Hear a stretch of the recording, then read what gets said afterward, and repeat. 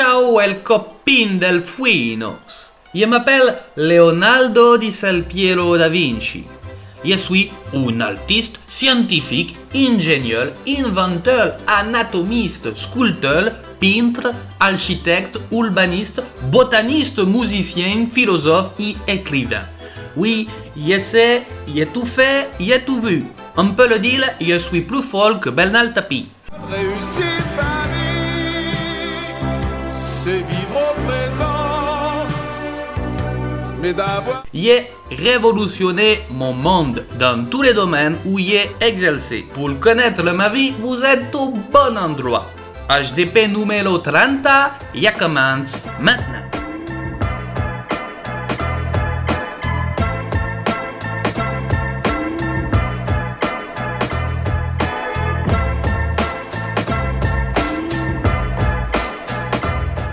Léonard de Vinci est né en 1452 en Toscane, à Vinci. Non, c'est... Oh! Rien à voir avec ce groupe autoroutier privé qui augmente ses tarifs chaque année. Salaud de pauvre. Affreux! Léonard est né d'un papa et d'une maman qui avaient déjà consommé leur amour avant le mariage, si vous voyez ce que je veux dire. Hein. Bim bim avant le mariage. Et à l'époque, c'est pas très bien vu, hein, surtout quand on sait que son père, Pierre de Vinci, était un notaire. Il est censé représenter le droit, et lui, il a pas le droit de fricoter avec Caterina di Meo Lippi, une fille de paysan. Et on peut donc dire, cette belle petite phrase qui le met en valeur, c'est un bâtard. Et son enfance va se passer vraisemblablement sans sa maman. Il sera élevé par son grand-père, Antonio da Vinci. Bon, assez rapidement, on se rend compte que le petit Léonard, c'est pas une quiche, hein. Qu'est-ce qui est petit et marron? Un marron. Putain, il est fort ce con. Plutôt futé le Léonard, son grand-père, il va lui donner le goût de l'observation de la nature, lui répétant constamment « Écoute petit, Polocchio », ce qui veut dire « ouvre l'œil » en italien. Sa grand-mère, Lucia di Piero di Zoso, était céramiste. Elle est peut-être la personne qui va l'initier aux arts. Son orthographe, durant son enfance, est qualifié de pur chaos par l'historien des sciences Giorgio de Santillana, ce qui témoigne ainsi de ses lacunes. Mais durant sa vie, il n'apprendra par exemple jamais le grec, qui est une langue primordiale pour connaître les sciences à l'époque. Le latin, il va l'apprendre un petit peu plus tard, mais encore partiellement. Leonardo, c'est un autodidacte, un libre penseur qui n'a pas eu la chance, comme c'est un bâtard, de faire les grandes écoles, et il va donc faire par lui-même, à l'envie et au courage. Et comme c'est un génie, il va pas avoir trop de mal. Vers 1462, le petit Léonard rejoint son père à Florence. Il va à l'école et en 1464, à ses 12 ans, il rejoint l'atelier d'Andrea del Verrocchio, un sculpteur, peintre et orfèvre florentin. Vers 1472, c'est une sorte de révélation pour le petit Leonardo. Il participe à la réalisation du tableau Le baptême du Christ de Andrea del Verrocchio. Leonardo, il va peindre l'ange de gauche et le reste, en règle générale, sera réalisé par Verrocchio. Lors des présentations, les Florentins vont être émerveillés par l'ange de Leonardo. Son ange est bien meilleur que tout le reste. Et c'est vrai que l'expression du visage, le regard, est assez saisissant par rapport au reste du tableau. Verrocchio, il faut être honnête, l'aura un peu mauvaise. Oh là là, mais cet ange est une petite merveille. Grazie, mais regardez tout autour, c'est beau, non? Ouais, mais cet ange-là, maman qu'il est beau, c'est vous qui l'avez fait. Non, c'est mon élève de Vinci, Leonardo de Vinci. Oh là là, quel talent! Petit fumier de Vinci, basta, je claque la porte, je m'en vais, on est mal. Malgré ce petit emportement de Verrocchio, Léonard va rester dans son atelier. C'est quand même eux qui fournissent la famille Médicis. C'est pas dégueu, C'est dans ces années 1470 environ que Léonard va dessiner son premier dessin connu par les historiens, le paysage de la vallée de l'Arno, un paysage représentant la vallée de l'Arno près de Florence. À l'âge de 20 ans, il devient officiellement maître. Sans transition, en 1476, une dénonciation l'accuse de sodomie avec un homme nommé Jacopo Saltarelli, une pratique à l'époque illégale à Florence. Les deux hommes ont été acquittés des charges retenues, probablement grâce à l'intervention de Laurent de Médicis. Cet incident sera pour nombre d'historiens un indice attestant de l'homosexualité du peintre. Les œuvres de Léonard sont très réalistes et naturalistes. Ce sera une constante dans toute sa carrière, surtout lors de ses premières années en tant qu'artiste. Beaucoup de ses interventions dans l'atelier de Verrocchio sont reconnaissables en effet par cette précision impressionnante et cette volonté de représenter la réalité. Les artistes de la Renaissance, dont Léonard de Vinci est un pur exemple, placent l'homme au centre de tout et s'appliquent à la représenter de façon de plus en plus réaliste, notamment grâce au progrès de la science et de l'anatomie. La Renaissance artistique est née en Italie et s'est diffusée dans toute l'Europe. En gros, c'est un grand changement, une grande innovation et Léonard y participe activement. Comme je vous ai dit, Léonard, il est à l'artiste ce que Michel Drucker est à la télé. C'est une pointure, le gars. Au niveau de ses peintures, le gars est très fortiche, pour illuminer un visage. L'expression du regard, son attitude est tout de suite devinée par le spectateur. Et ça, c'est très fort. En 1478, à 26 ans, il quitte son maître après l'avoir brillamment dépassé dans toutes les disciplines. Il part de Florence et rejoint la ville de Milan. Il change totalement de vie et devient tifosi à San Siro et fan d'Olivier Giroud.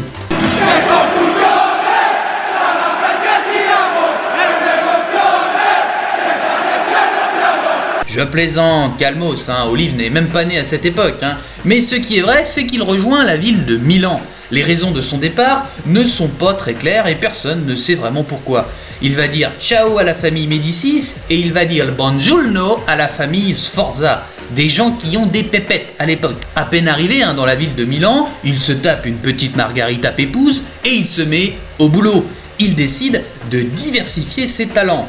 La peinture, il va continuer, mais on va aussi le voir en tant qu'ingénieur, inventeur dans le domaine militaire ou des réalisations d'œuvres architecturales, etc., etc.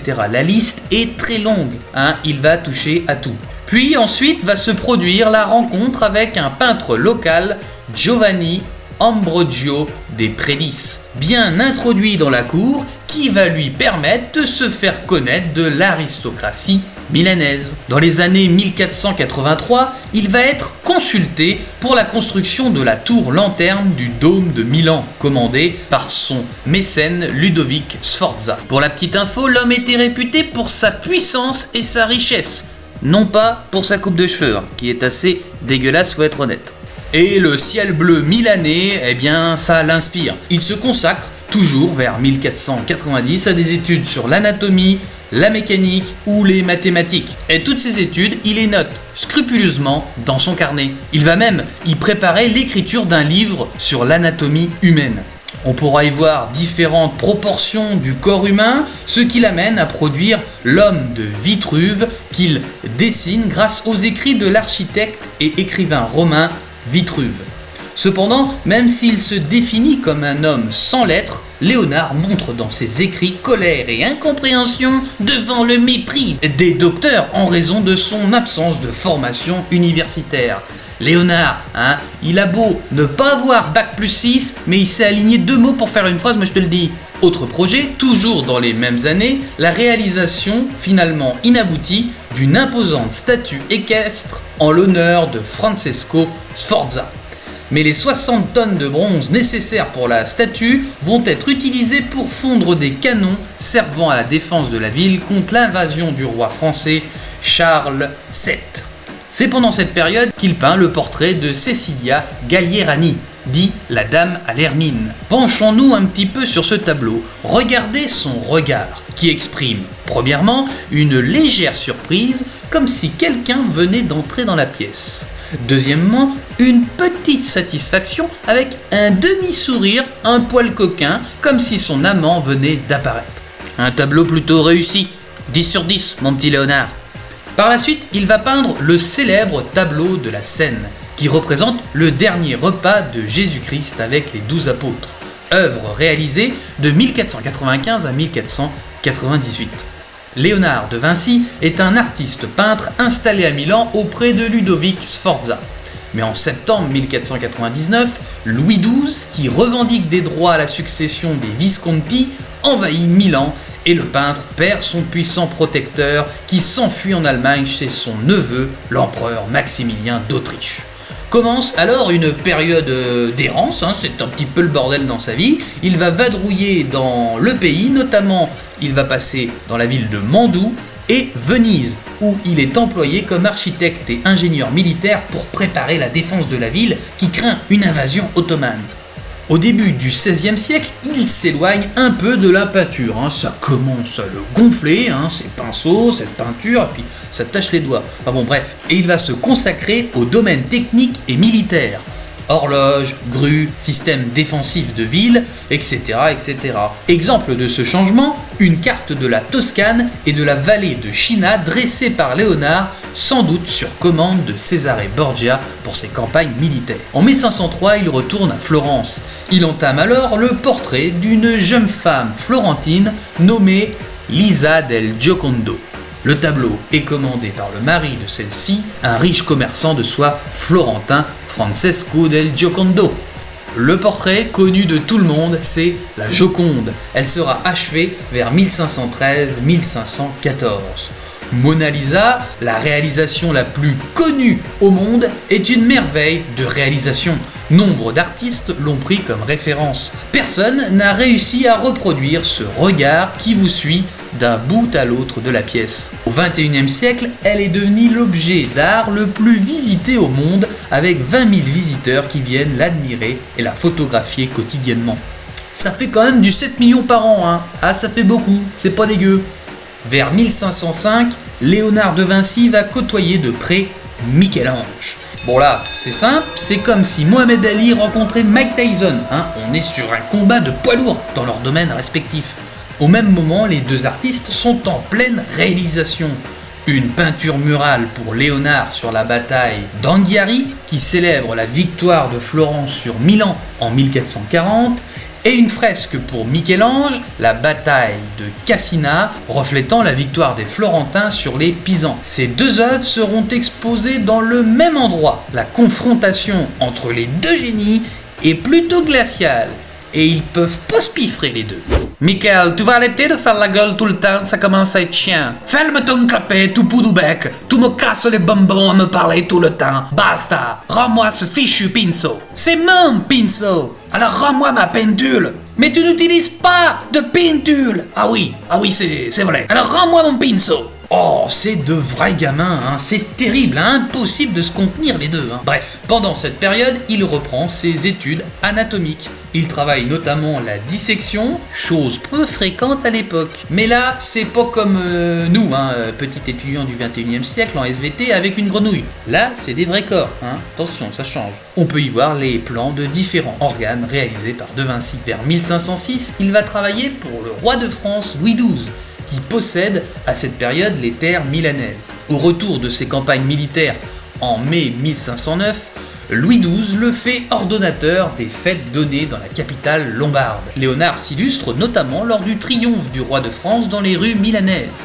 Il s'intéresse aux effets qu'offre la lumière entre ombre et éclairage sur les objets. Plus j'avance dans la vidéo, plus on se rend compte que le gars, c'est vraiment pas une quiche, c'est une pointure le gars. Impressionnant, il sait tout faire.